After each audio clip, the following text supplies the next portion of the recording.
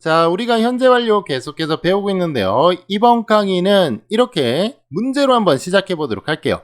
여러분들 여기 써 있는 표현을 보고요. 보니까 현재 완료로 쓰여져 있죠. 탐은 지갑을 찾았을까요? 못 찾았을까요? 한번 생각을 해보세요.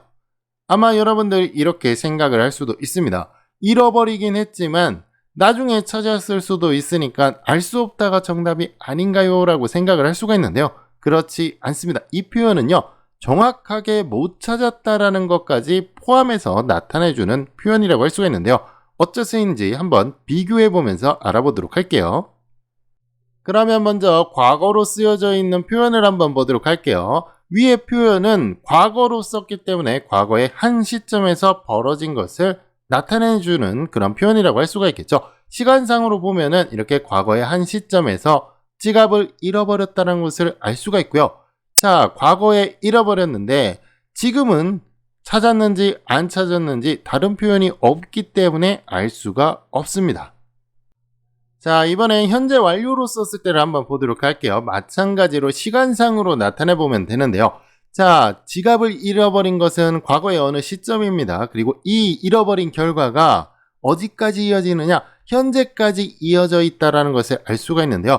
과거에 벌어진 행동의 결과가 현재까지 이어지고 있다는 것을 나타내주는 표현이 바로 현재 완료라고 할 수가 있습니다. 그렇기 때문에 아직도 지갑을 찾지 못했다는 것을 함께 나타내 줄 수가 있겠죠? 그러면 이미 알고 있지만 어떻게 영작하는지 한번 살펴보도록 할게요. 현재를 기점으로 해서 가지고 있는 것이겠죠? 그래서 탐 has 가지고 있습니다. 무엇을 가지고 있느냐? 과거에 잃어버린, 즉 완료된 행동을 그대로 가지고 있다라는 얘기예요. 그리고 잃어버린 것은 바로 his wallet 이렇게 써주면 되는데요. 그러면 have 플러스 pp 형태로 현재 완료로 써주고 있다는 것을 알 수가 있겠죠. 그러면 동사의 구조적인 부분 다시 한번 정리해 보도록 할게요. 영어에서는 동사 표현을 시점하고 기간으로 나눈다라고 했죠. 그래서 이 기간 표현은 have 플러스 pp 형태로 쓰고 현재 완료로 구분이 된다라고 설명을 드렸어요.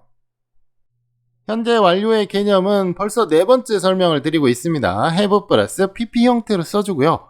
바로 이렇게 현재를 기준으로 해서 가지고 있는 완료된 행위와의 관계를 나타내 주는 것이 현재 완료라고 했는데요. 이 pp 형태는 동사 변화형의 세 번째 것, 다시 말해서 이렇게 상태 분사를 나타내 준다라고 설명을 했습니다. 그러면 우리가 앞에서 배운 것 조금 더 추가 설명을 해보도록 할게요. 탐이 과거에 그의 지갑을 잃어버렸고요. 그리고 지금 가지고 있지 않다라고 하는 이 두 가지 표현을 합치면은 바로 이렇게 탐 has lost라고 하는 have 플러스 pp 형태의 현재 완료로 나타내 줄 수가 있습니다. 자, 이렇게 현재 완료로 써줬는데 이런 식으로 그가 찾았었나요? 라고 물어보면 안 되겠죠? 왜냐면은 현재 완료라고 하는 것은 현재 가지고 있지 않다라고 하는 현재의 정보도 마찬가지로 포함을 하고 있기 때문에 이렇게 찾았냐고 물어본다라는 것은 굉장히 이상한 표현이라는 것을 알 수가 있습니다. 자, 그러면 또 다른 표현을 한번 만들어 보도록 할게요. 나는 그의 이름을 잊어버렸다라는 표현인데요. have 플러스 pp 형태로 써주고 있죠. 이것은 과거의 특정 시점에서 잊어버린 행동이 벌어진 거예요. 그렇기 때문에 이것이 결과가 그대로 현재까지 이어져 있다는 것을 나타내 주는데요. 그렇다고 한다면 현재 가지고 있는 것이겠죠. 그래서 I have 그리고 가지고 있는 것은 잊어버린, 즉 완료된 행위를 가지고 있는 것이에요. 그리고 무엇을 잊어버렸는지 his name을 써주면 되겠죠. 그래서 have 플러스 pp로 나타내 줄 수가 있습니다.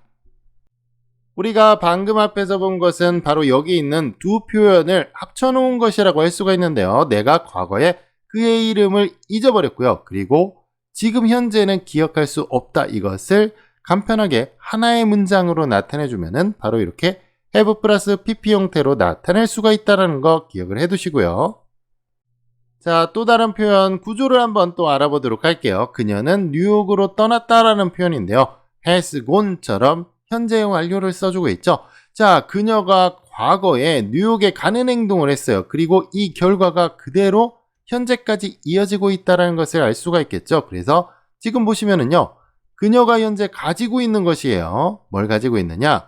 떠난 행동을 가지고 있으니까 완료된, 즉 gone이라고 하는 것을 써주고요. 그 다음에 어느 쪽으로 떠난 행동인지 바로 이렇게 to 전치사를 이용해서 갖다가 붙여주는데요. 마찬가지로 have 플러스 pp 형태를 써주고 있습니다. 자, 우리가 방금 앞에서 배운 표현은 여기 있는 두 가지 문장을 합친 것이라고 할 수가 있는데요. 그녀가 과거에 뉴욕으로 갔고요. 그리고 그녀는 현재 여기에는 없는 것이라고 할 수가 있겠죠. 그래서 이것을 합치면은 바로 이런 식으로 현재 완료로 써줄 수 있다는 것을 기억을 해두시면 되겠죠. 자, 이렇게 우리가 이번 시간에도 현재 완료라는 것을 한번 알아봤는데요. 우리가 이번 시간에 배운 것은 현재 완료 결과 표현이라고 합니다. 이렇게 현재 완료 결과 표현은요, 무언가를 잃어버리거나 잊어버리거나 떠나는 표현에서 주로 사용되고요. 과거의 행동의 결과가 현재까지 이어지고 있다는 것을 나타내 줍니다.